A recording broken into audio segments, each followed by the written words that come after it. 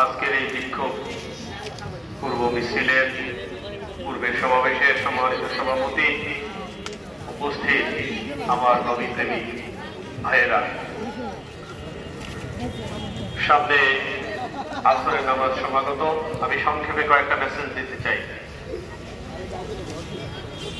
আমরা কমল বৈদ্যকে মেসেজ দিতে চাই, তুমি বেঁচে থাকার অধিকার হারিয়ে ফেলেছ।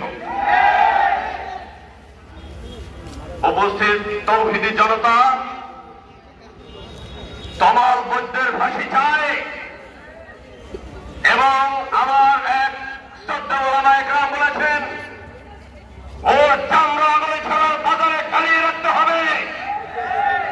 কোন লুকোচুরি করা চলবে না, কোন আইনের ফাঁক ফোকর দিয়ে যেন বেরিয়ে যেতে না পারে। প্রশাসনকে উদাত্ত আহ্বান জানাবো, যদি আইনের মার পেছে তাকে বের করে দেন, তাহলে দেশের তৌহিদি জনতা নিজের হাতে বিচার করতে বাধ্য হবে। অতএব প্রশাসনকে উদাত্ত আহ্বান জানাবো, জনগণকে আইন হাতে নেওয়ার যাতে প্রয়োজন না হয়, আপনারা তার উপযুক্ত বিচারের ব্যবস্থা করুন। আমার পূর্ববর্তী বক্তারা সরকারের কাছে আহ্বান জানিয়েছেন, যেন নবী করিম সাল্লাল্লাহু আলাইহি ওয়াসাল্লামের বিরুদ্ধে কটূক্তি করলে তাদের সর্বোচ্চ ফাঁসির রায় কার্যকর করা হয়। এরকম বক্তব্য অনেক দেখেছি, অনেক শিখেছি, শুনেছি। স্বাধীনতার পরে হাজারো মঞ্চে হাজারো তৌহিদি জনতার বক্তব্য দিয়েছে, আজ পর্যন্ত প্রতিফলিত হয় নাই।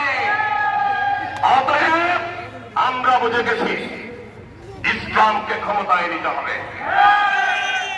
যদি আজকে রাষ্ট্র ক্ষমতায় ইসলাম থাকত, তাহলে তখন বন্ধের মতো কোরআনেরা, স্কুলের মতো কোরআনেরা আমার নামে বিরুদ্ধে কথা বলার সাহস পেত না। কথা দেখে না, আমরা স্বাধীনতার পরে অনেক কিছু দেখেছি। এদেশের মানুষ এখন ঐক্যবদ্ধ হয়েছে।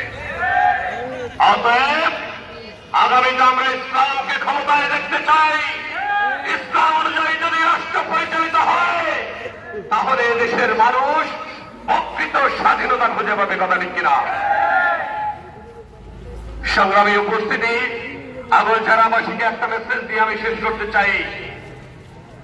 এরকম আরো তপন বৈদ্য খাপ্পি মেরে আছে আমাদের মাঝে।